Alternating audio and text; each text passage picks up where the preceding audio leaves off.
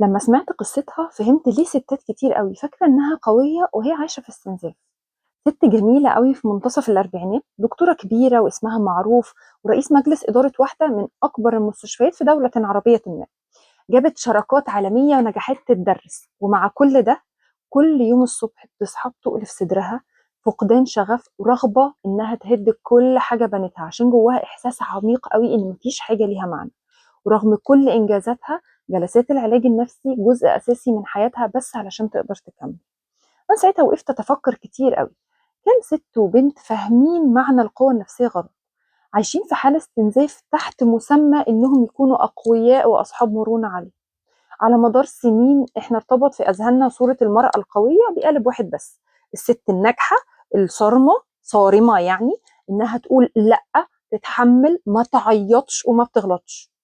ولما نعرف عشرات القصص لستات زي دي باختلاف التفاصيل بس، يبقى احنا محتاجين نقف ونسأل نفسنا فعلا مين هي الست القوية؟ مين هي المرأة القوية نفسيا؟ في أبحاث اتعملت في جامعة تكساس عن السلف كومباشن، الرحمة بالذات، اتعملت على آلاف المشاركين.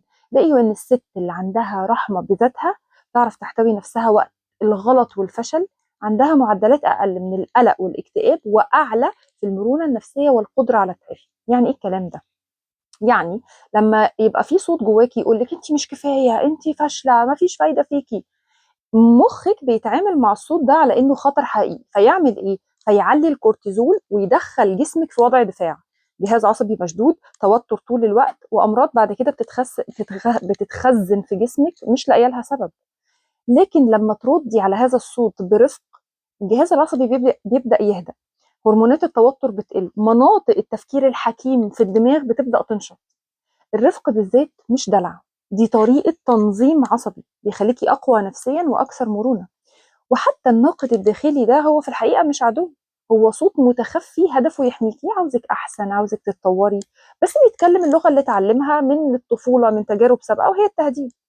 فجربي بقى انت لما تلاقي الانتقادات دي شغالة جواكي وجلد الذات بدأ علشان يزقك ويخليكي تتحركي، تكلميه، قولي له انا عارفه ان انت خايف عليا، بس خليني اختار الطريقه. وحطي فعل ايجابي صغير جدا، قرايه صفحه من كتاب، تحضير جزء بس من اكله مسوفاها، اعتذار لحد من ولادك غلطتي في حقه. المخ بيحب الافعال الصغيره، ده بيحسسه بالامان ويقدر ساعتها يسيب لك انت القياده. لما بتفهمي سيكولوجيتك كست وازاي ربنا خلقها بشكل مختلف عن الراجل، بتفهمي طبيعه جهازك العصبي وبتتعلمي ازاي تخليه يشتغل لمصلحتك مش ضدك. وده بالظبط اللي احنا بنشتغل عليه في كورس عيش البراح، مرونة نفسية، راحة داخلية، وإنتاج باستمرارية، بس الأهم بالنسبة لي إنه من غير استنزاف، قوة هادية مش جري جري على الفاضي بدون وصول. فلو حاسة إن أنتي تعبتي من الاستنزاف ومستعدة تبدأي اكتسابي المرونة الحقيقية والإنتاج بهدوء، ابعتي اسألينا عن تفاصيل الكورس وابدأي معانا على طول.